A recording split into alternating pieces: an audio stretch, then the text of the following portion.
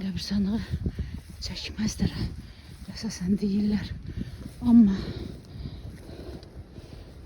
görsünlər günahından.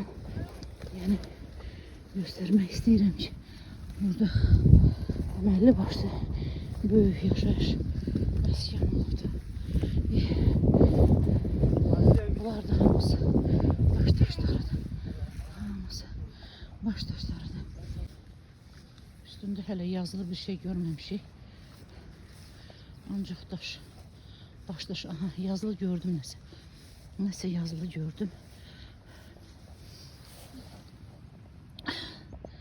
Bax nəsə.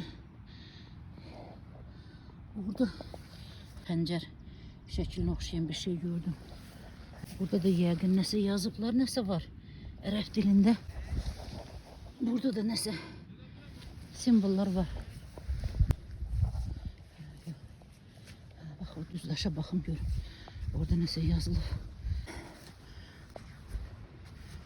Elə düz daşı bastırıblar bura.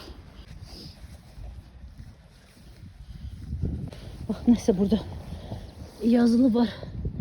Neçənci il, neçənci əsr.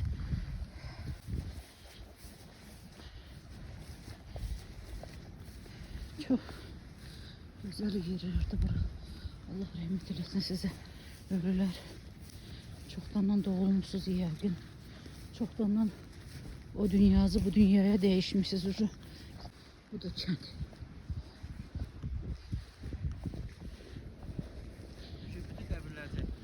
Çəkdim. Yazılar var. Var, hə, bəzilərində yazı var, eroqlif var.